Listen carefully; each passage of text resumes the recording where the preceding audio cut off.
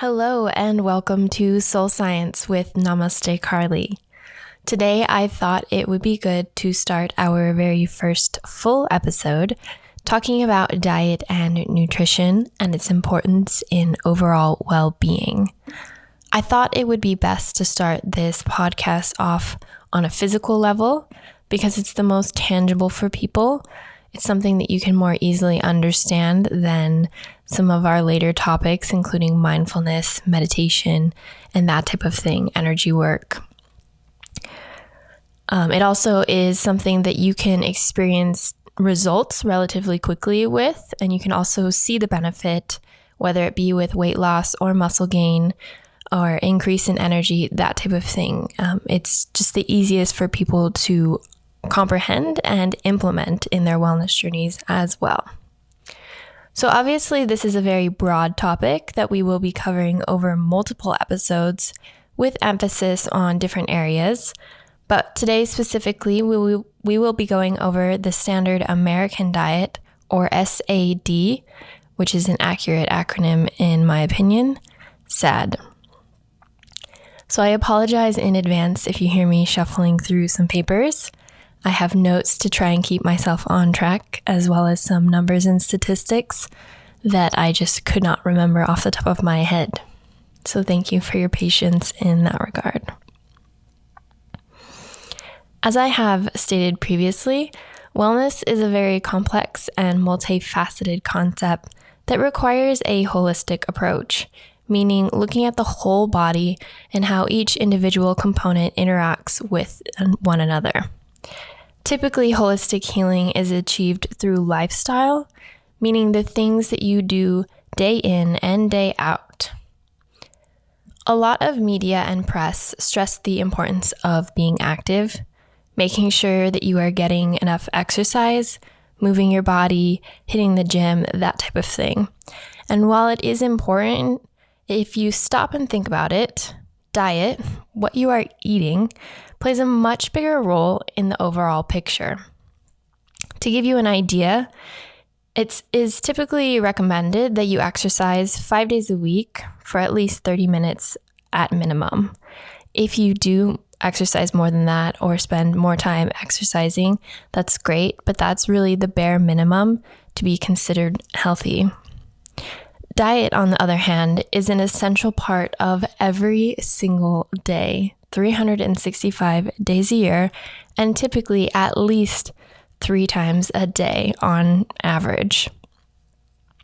As I often tell my clients, every time you go to eat something, you're either fueling your body for optimum nutrition or you're feeding inflammation and disease.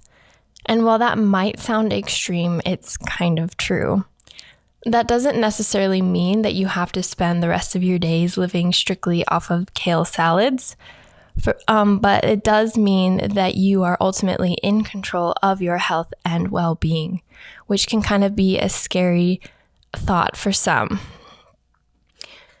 I think as a society, we put a lot of power in doctors and modern medicine for how we're feeling, when in reality, the choices we make on our plate play a very large role in how we're feeling and our overall health. So another example would be if your goal is something like weight loss. Typically 80% of your activity is actually food or diet dependent, whereas only 20% is movement or exercise dependent. I've also heard something like 90% diet, 10% exercise, but you get the point. Basically, it doesn't matter how much you're moving your body if you're eating more calories than you are burning. As they say, abs are made in the kitchen. Basically, what I'm attempting to illustrate is the importance of diet and nutrition for your overall well-being. Diet is a much bigger player than a lot of people give it credit for. But what does that mean for what you're actually eating? Well, there are a lot of ways that you can optimize your nutrition and can personalize it based on your preferences. But for today, we're just looking at what is recommended by the US government and what the average American typically consumes. The dietary guidelines in the US are reevaluated every 5 years, and the current guidelines were established for 2015 to 2020, so they're good at least to the end of this year. According to the FDA, or the Food and Drug Administration, about half of all American adults have one or more preventable chronic illnesses, many of which are related to poor diet and physical inactivity. More than 2/3 of adults and 1/3 of children in the US are overweight or obese. Those numbers are incredibly high, and you don't typically see these problems in other industrialized nations. So what does that say about what's going on in America, right? Trends in food intake show that Americans at a population level are not demonstrating healthy eating patterns, which is exemplified by the prevalence of disease. The new guidelines do recognize the importance of daily choices and emphasize that healthier living is a lifestyle. They want you to focus on variety, nutrient density, and portion sizes. Also limiting calories, added sugar, saturated fats, and sodium. All of those things are great. Those are actually typically what I recommend to my clients as well, for anybody who's just trying to eat healthier or get started. They encourage people to choose healthier food and beverage options, which seems obvious to me. And they recognize the importance of community in achieving healthier eating patterns on a grander scale. All of those things are good. It is always easier to eat better or start eating better when your family and friends are also on board. And a lot of your dietary habits are actually influenced by things like family, society, culture, and environment.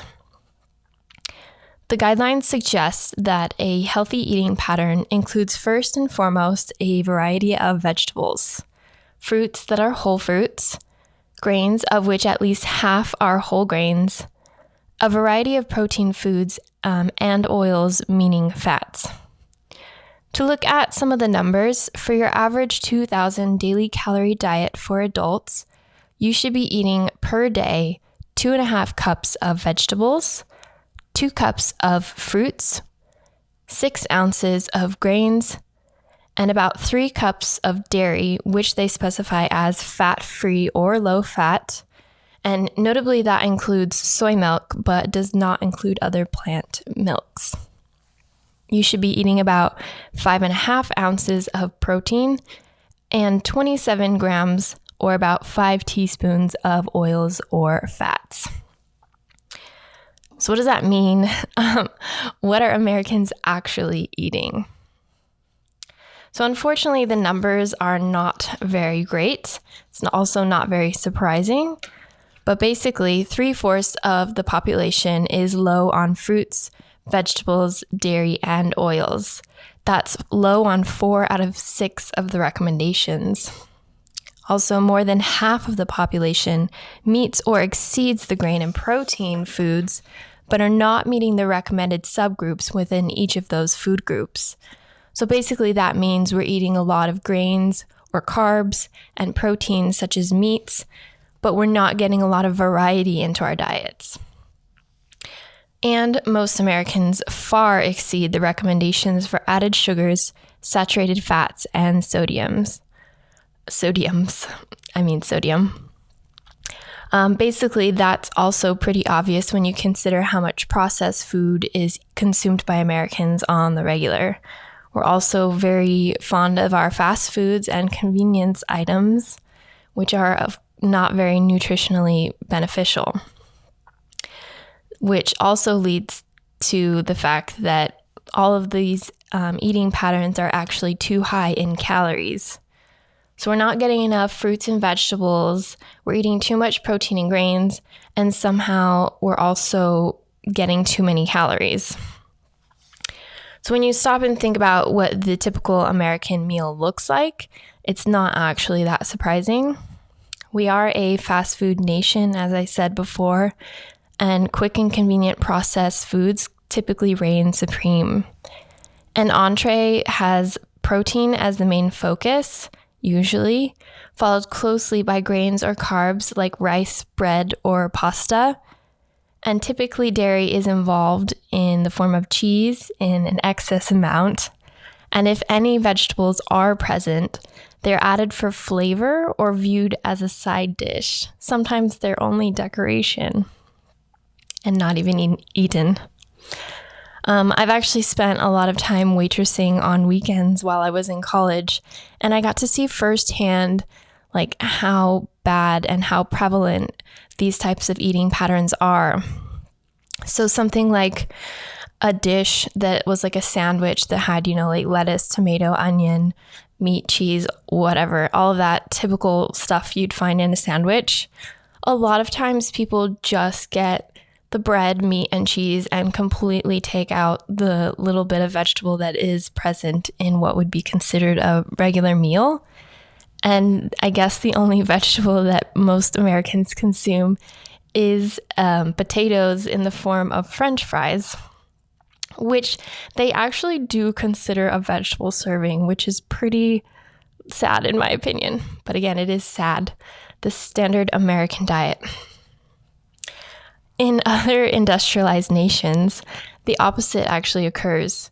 More emphasis is placed on plants and the protein is added for flavor, and oftentimes dairy doesn't even make an appearance, especially in Asian cuisines and that type of thing. So it's no wonder that the incidence of disease is also much lower in other countries as well. So after looking up all this information, which you can find in more detail on health.gov, it's actually a very nice website with a lot of very readable material and a lot of tips and tricks if you're trying to eat healthier or get started on your health journey. The government completely recognizes the problem of chronic illness in America and the relationship diet plays in it, and it also acknowledges the need for better education around the subject. With that said, where then is the disconnect? In my opinion, it's a political answer. Companies and interests like Big Pharma are really not interested in your health and well-being.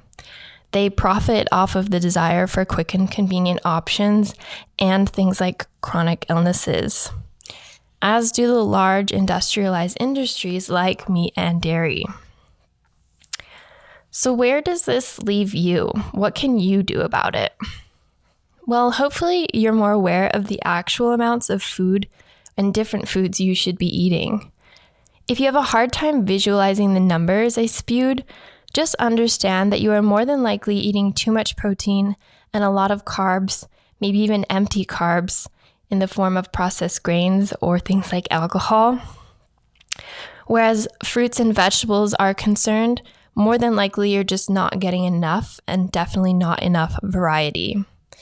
Instead of focusing on things like numbers, just incorporate more plants into your diet, as much as you possibly can, and as much variety as you possibly can. Dr. Grieger is an author of a book called How Not to Die, which is actually, I feel like, should be a required reading. But he puts it in a simple perspective that your plate should be mostly plants, with protein, carbs, and dairy as embellishments. Maybe you are not among the majority of Americans and their dietary habits, and that's great. Continue doing what you're doing. However, part of my job as a wellness coach is to help spread awareness and information around such topics so that people can, in fact, make changes. If the idea of eating mostly plants doesn't sound the least bit appealing, I totally get it. As a society, we have been raised into thinking that so much meat, processed foods, fast foods, added sugars, and sodium is the norm, and it has actually altered our taste buds to the point that that is what we crave. Eating healthier does take an adjustment period, but your taste buds do change, and when you start feeding your body the proper nutrients it actually desires, your body begins to crave those foods. Again, it's not about eliminating the foods that you love entirely, but if they are unhealthy, try making them the occasional treat instead of the everyday occurrence.